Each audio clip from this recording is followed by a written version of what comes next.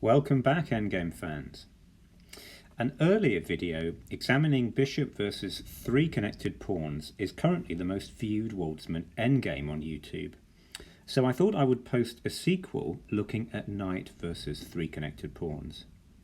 The position comes from a game played at Pardubice in 1923. Playing white is Ladislav Prokes, a Czechoslovakian champion, and best known as one of the most prolific composers of endgame studies of all time. Pardubice is in the Czech Republic, and so Prokes was playing on home soil. Playing black is Victor Berger, not to be confused with Johann Berger, author of the very first modern endgame textbook. Victor Berger was Ukrainian by birth, but emigrated to the United Kingdom, and for many years was a member of the London Chess Club. While having introduced the players, let's turn our attention to the position, with white Prokes to play.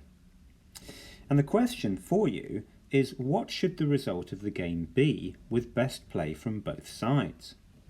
Will the 3 pawns manage to overcome the knight or not? Now, if you'd like to have a think about this, pause the video here.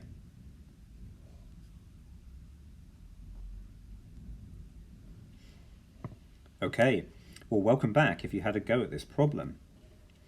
Now, in other videos, the endgame series by Averbach, Comprehensive Chess Endings, has been highly recommended. You don't need to memorize a lot of positions necessarily that are given by Averbach, but it is a big help if you can recall some basic principles going into endings like this, because this will help you enormously to play them successfully over the board. And Averbach's Comprehensive Chess Endings certainly provides this. If you're defending, then there are 2 features of the position that provide some encouragement. Firstly, there's the fact that the 3 pawns are connected. And although therefore the pawns can support each other, it's generally much harder for a knight to stop disconnected passed pawns than connected ones, because the knight is a relatively slow moving piece. It can't get from one side of the board to the other quickly. Now, the second factor that provides some encouragement is the fact that the pawns are not yet far advanced. Now, according to Averbach, in general, once 2 pawns reach the 5th rank, it becomes very difficult to hold the draw. And if all 3 pawns reach the 5th rank, then this is usually impossible. Okay, now there is a downside to the position as well, and that is the fact that there is no rook's pawn. We're dealing with king's, bishop and knight's connected pawns. And the absence of the rook's pawn reduces the prospects of any kind of stalemate defence, and it also gives black's king 2 routes around the side of the pawns. Okay, now in order to draw, the defender must achieve one of the following goals. Firstly, a draw can be achieved by blockading the pawns with the king and knight, and it's important that the blockade is mounted as far up the board as possible. The second drawing idea is to arrange to give up the knight for 2 of the pawns, trading into a drawn king and pawn ending. And then lastly, the third drawing strategy would be to win at least one of the black pawns and to be in a position to stop the remaining 2. Now, for all 3 of these drawing plans, the top priority is to get the white king in front of the passed pawns. And this explains why Prokes, in this position, played king b3. The game continued as follows. Berger improved the position of his king. He went king f5. Prokes carried on with the plan and went king c2. Black king went to e4, again to try and dictate the play, make it try and obstruct the movements of the white king and knight. A nice centralized square. White came further across, king d2, and now Berger decided that he didn't have any more useful king moves at this point, and so he started to advance his pawns. He went f5. White king went to e2, and now black pushed again with g5. Alright, well, so far so good. But here white should have heeded Averbach's advice and carried on with the plan by playing the move king f2. And this is the square on which you really want your king when you're defending these endings. Now if black goes g4, then white can answer with king g3, preventing the move f4 check, since black would then lose the g-pawn. And after the further moves king e3 and knight c6 attacking the e-pawn, black has two tries, but both of them can be parried by the defense. So let's look at them in turn. Well, the first try is to play f4 check, sacrificing a pawn. And after white takes king takes g4, the move f3 looks dangerous. But because of the knight's unique way of moving, one step back can often mean two steps forward in endings. So here white has the move knight e7. So paradoxically the knight moves away from the pawns. But after f2, then white has a check available. He can go knight f5 check, so one step backwards, two steps forward. This wins at tempo. Black goes king d2, and now white goes knight g3, and white is in time to stop the pawn. So g4 can be parried.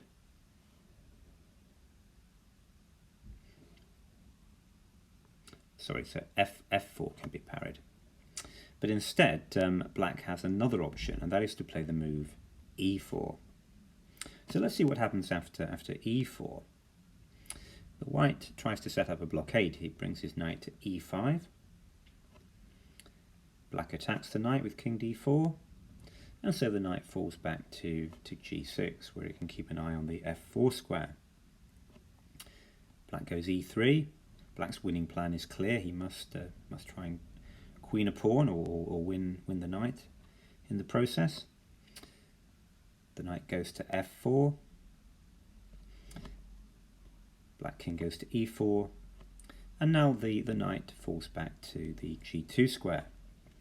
And here black can try two things, but both of them are parried. If he goes king d3, then the white king can occupy f4 with his king. And now white starts to eat the pawns, and the knight's keeping an eye on the passed e-pawn. So that is a draw. And alternatively, if black goes e2, white king comes to f2, black pushes with f4, and now white can deploy one of the drawing ideas that we discussed earlier in the video. He can go king takes e2, because after f3 check, king f2, pawn takes knight, king takes pawn, white has traded into a drawn king and pawn ending. Okay, so that's how the move g4 is met after white has played the correct king f2. So instead of g4, black can instead go f4. And this is a much more testing winning attempt, because there is in fact only one drawing idea for the defense here. And it's very important to know what the drawing idea is. So white goes knight c6. And now were black to go f3, then white can play the move knight takes e5. And again, if black takes the knight, white takes the pawn, and white has transposed into another drawn king and pawn ending. Okay, but the key defensive idea is seen not after f3, but after black plays the much more testing move g4. And the point of white's play is that in this position, white has the move knight to e7. So this is the drawing idea. The knight harries black from the rear. And it turns out that pawn moves allow blockades in this position. So if black goes g3 check, then white can go king g2. Or alternatively, if black goes f3, then white goes king g3. And either way the pawns are blockaded. On the other hand, if instead of pushing one of the pawns, black moves his king, then the knight's able to force repetition. So if black goes king d3, then white goes knight d5, and there's nothing better for black than to repeat. And the reason for this is because black goes king c4, then white has to move knight f6, and after g3 check, king f3, then white's established a very nice blockading position, which is a draw.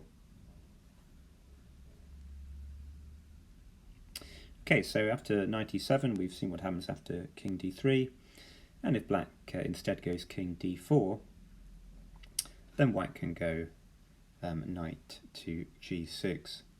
And again, the knight and the king cooperate very well, holding back the black pawns, because e4 is not possible in this position, because white can capture the f pawn, knight takes f4. Alright, let's go back. Well, unfortunately, Prokes wasn't consistent, and he didn't take the opportunity to put his king on f2 here, and instead he played the move knight d3. And this is a mistaken defensive tactic. Berger replied by pushing the most dangerous outside passer. He played g4, which was an excellent move. Now the knight just causes black a lot less bother in front of the pawns than it does harrying from behind the pawns. So here, if white were to go knight f2 check, black can go king d4. And after, say, knight d3, then black goes f4. And now black has got two pawns on the fifth rank, and a third will soon join them on the fifth rank. So this is just no good. Black will not be able to defend this position. So instead, after knight d3, g4, Prokes tried instead the move knight c5 check. Black went king d5, and white went knight d7.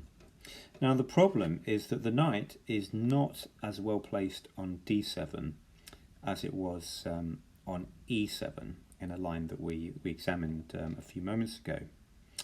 And here Berger missed the chance to attack the knight. He should have played the move king d6. This suddenly reverses black's tactics. Instead of marshalling the pawns with the king and pushing them forward, the black king turns on the knight and begins to harry it. But this would have been very strong indeed, as we'll see from the following variation. So if white goes knight f6, black king follows it with king e6, and now after knight h5, black has the move f4. And again, notice that we've got these two pawns on the fifth rank, and on top of that, the white knight is also vulnerable on the rim of the board. I mean, black is threatening king f7, king g6, rounding the knight up. So to get out of trouble, white must play knight g7 check. Black goes king f6. After knight e8 check, black goes king g5. And now, after knight d6, white has rescued his knight. It's coming back into the game. But the problem is that black has the move king h4. Black takes advantage of being able to come round the side of the pawns. Remember, there's no rook's pawn. If we had H, G and F pawns, this would not be an option, but it is an option here. Now there's no blockade in this position, and the pawns will win the game for black. Let's just show how this might be realised.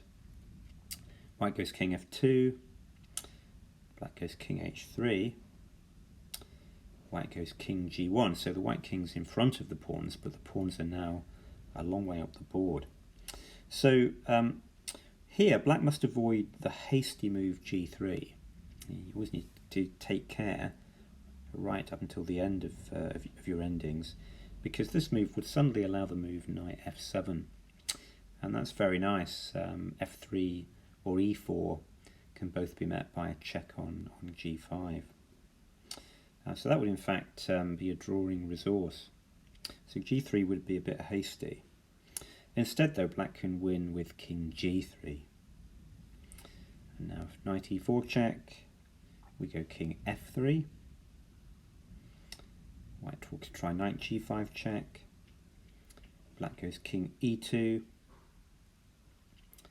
After knight e4, black goes f3. A knight g3 check. King e3. Knight f5 check. And now black goes king f4, driving the knight away, and the pawns will advance, and one of them will be forced home. So that's winning for black. Okay, well let's go back to the game. So in the game, after knight d7, Berger didn't change tack, and instead he played the move king d4. Now, I'm not going to give detailed comments on all of the remaining moves. I really want to just get to the conclusion. So I'll show you how play continued from here. White went knight f6. Black went king c5. White went king f2. Again, that's a lovely square for the king. This is going to enable white to draw the game by setting up a blockade. King d4 happened.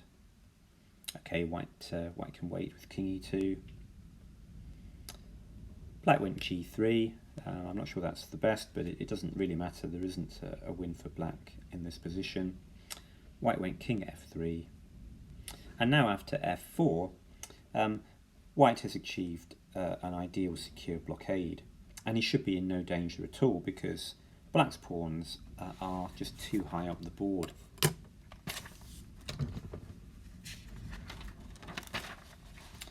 Okay, from here the game continued knight h5, black went king d5, white went knight f6 check, king e6 appeared, white went knight e4, king f5, knight d6 check, king e6, knight e4, king d5, knight f6 check, king c4, knight g4, king d4, knight f6. This repeats the position we've already seen. So black went king d3. Black's getting absolutely nowhere. Knight e4, king c2, king e2. Berger played king b3. There really is nothing happening at all for black in this position. I mean, the blockade is just rock solid. King f3, king c4, knight f6, king d4, knight h5, king d3, knight f6, and Berger put king d2 on the board. Now, much the simplest option for white here would have been knight e4 check. There's absolutely no reason to depart from the blockading strategy that has been going on now for a number of moves. Now, a mistake would be knight h5. A knight on the rim is always dim. It certainly would be dim here, because that would allow e4 check, and suddenly after king takes e4, g2, the pawn couldn't be stopped. Prokes didn't fall into that trap, but he played the move knight g4 here. Now, although this is not a losing move, it is a completely unnecessary move, and he should have just gone knight e4. The idea is to meet e4 check with king takes e4, and if black goes g2, then white has either knight e5 or knight h2, and the check on f3 will pick up the black queen. So undoubtedly that's what Prokes must have calculated, and that's why he played this move knight g4. Berger, though, played the much trickier move g2 instead of e4. Now, it's still not lost for white, but it's just harder for white to handle this position. White took the g-pawn, and now black played e4. And here, Prokes made a fatal but highly instructive error. He should play the move king f1. I mean, there are other drawing moves, but this is by far the most natural and simple idea. And he can meet the move e3 with knight e5. Or alternatively, f3 can be met with king f2. These are straightforward drawn positions. There's no danger at all for white. But instead, he committed a blunder and he played the move king f2. And what he must have counted on here after e3 check, king g2, was black going e2. When white again has got a draw, he can go knight e5 or knight h2 with the fork idea. But instead, Berger played the far from obvious check f3. And all of a sudden, if white goes king f3, then after e2, he can't stop the pawn from queening because f3 is no longer available to the knight. Instead, the game concluded king g3. I'm sure Prokes must have been shocked to discover his mistake, and he continues really through inertia. He could easily have resigned at this point. Black went e2. White went knight h2, and again another problem is that black queens with check. So again, knight takes f3 check is not going to work because it's not a legal move for white anymore. White played king takes f3, queen h1, check appeared, king g3, queen g1 check, king h3, king e3, knight went to g4, and then the last move of the game was king f4, and white resigned this position. Okay, well, as ever, the position was chosen for its instructional value, recognising that players at all levels make mistakes, even famous endgame study composers, and these mistakes we can all learn something from. This ending illustrates how to defend with knight against 3 connected pass pawns. So good luck in your own games if you find yourself defending a position like this, and thanks for watching.